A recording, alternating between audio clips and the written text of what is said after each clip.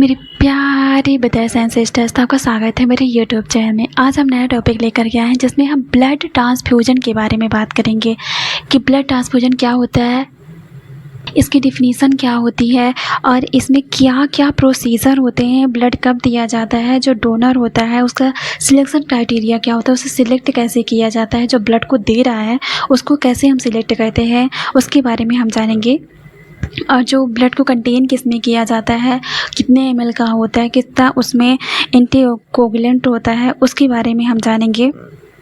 Blood collection procedure क्या होता है, उन सब चीज़ों के बारे में हम बात करेंगे। हिंदी इंग्लिश दोनों में रहेगा।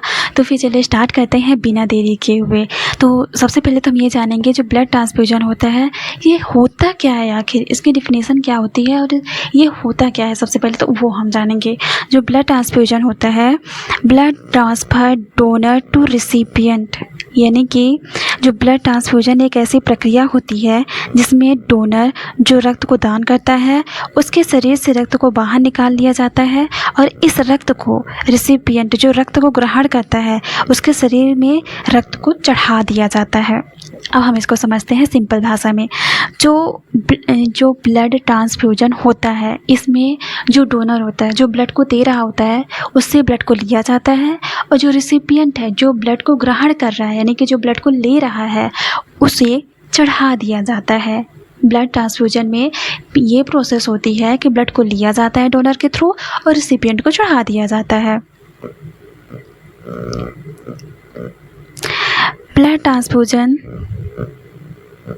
Blood transfusion is a medical procedure in which blood components such as red blood cells, white blood cells, platelet, plasma are injected into a person body। प्रकार की मेडिकल प्रोसीजर है जिसमें रक्त या रक्त के घटकों जैसे कि WBC, RBC, प्लेटलेट, प्लाज्मा को व्यक्ति के शरीर में इंजेक्ट किया जाता है। अगर हम सिंपल भाषा में समझें, जो ट्रांसफ्यूजन होता है, ब्लड का जो ट्रांसफ्यूजन होता है इसमें ब्लड या फिर ब्लड के जो कंपोनेंट्स होते हैं जैसे कि RBC, WBC, प्लेटलेट या प्लाज्मा, इसको शरीर में इंजेक्ट किया जाता है, यानी कि जो पेशेंट है, जो रिसिपिएंट है उसके उसमें इंजेक्ट किया जाता है।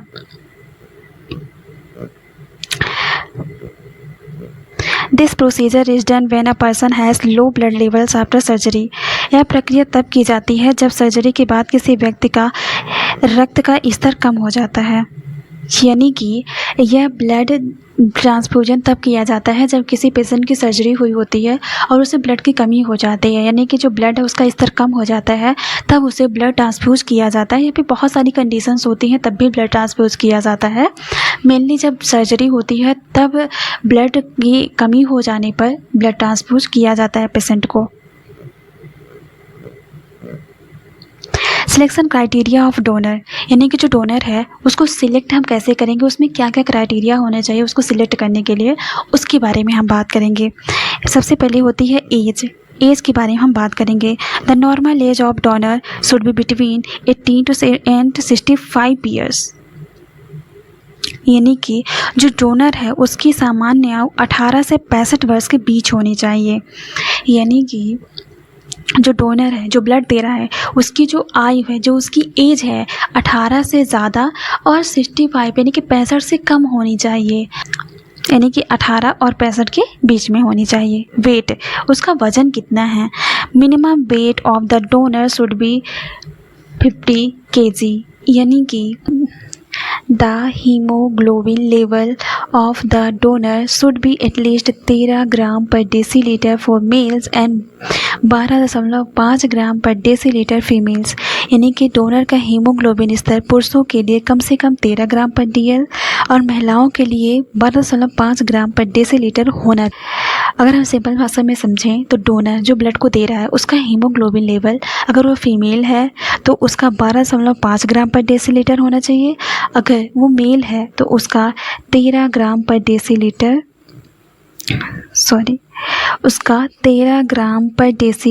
होना चाहिए।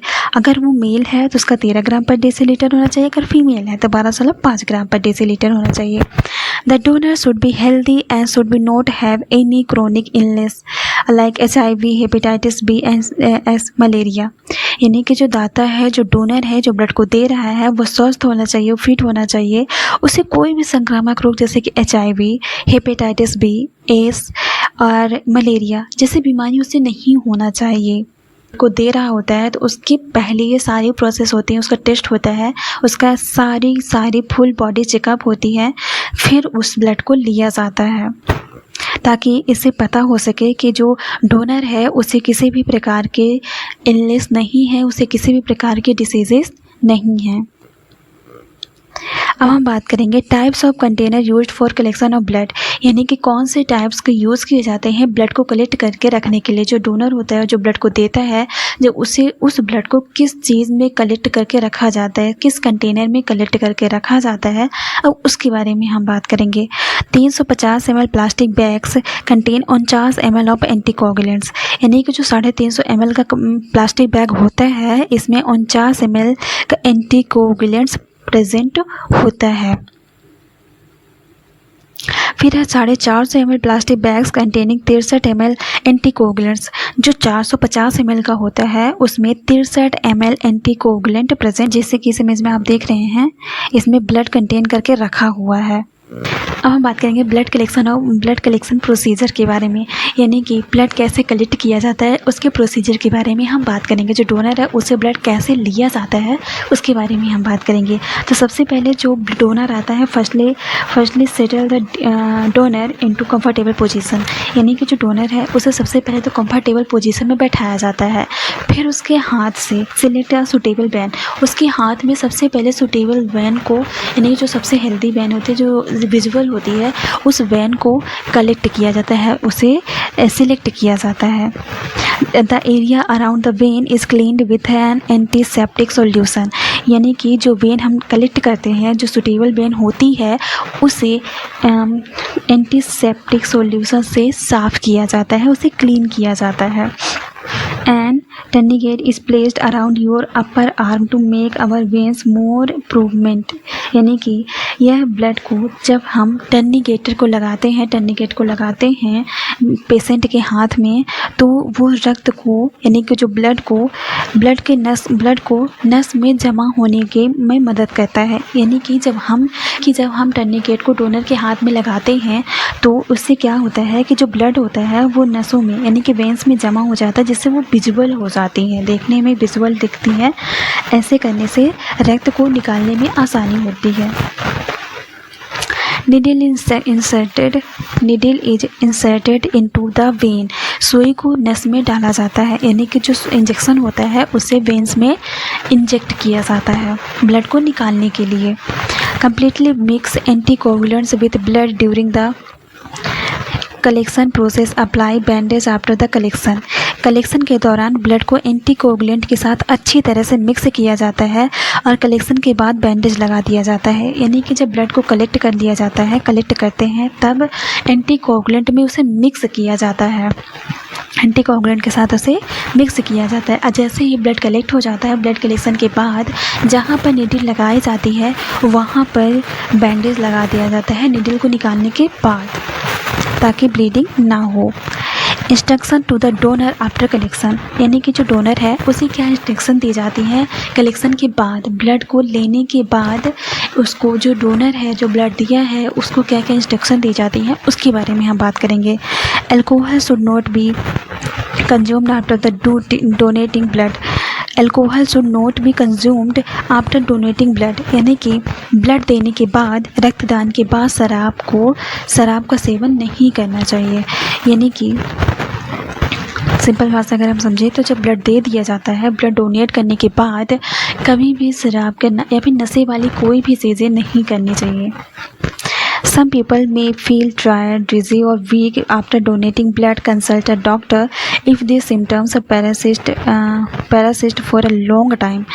रक्तदान के बाद कुछ लोगों को थकान, चक्कर आना या कमजोरी महसूस हो सकती है।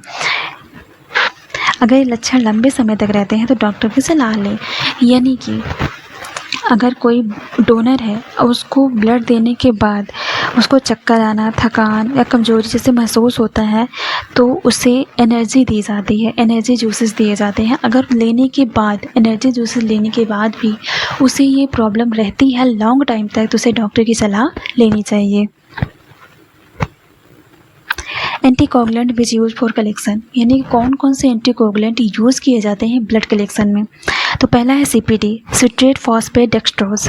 In blood banks it is commonly used, ये ब्लड बैंक में कॉमनली यूज्ड होते हैं। ACD, acid citrate dextrose is also used in blood bank, ये भी ब्लड बैंक में यूज होता है, एसिडी भी। फिर है CPD, citrate phosphate dextrose adenine, it is also used. ये तीनों कंपटीशन में ज़्यादातर पूछे जाते हैं कि कौन सी कलेक्शन में एंटीकोगुलेंट यूज़ होते हैं। तो 3 होते हैं, सबसे पहला होता है CPD, ACD, CPD. Thank you for watching. अगर वीडियो आपको अच्छा लगा हो तो लाइक और सब्सक्राइब जरूर करिएगा और कमेंट करके बताइएगा कि वीडियो आपका कैसा लगा। And thank you.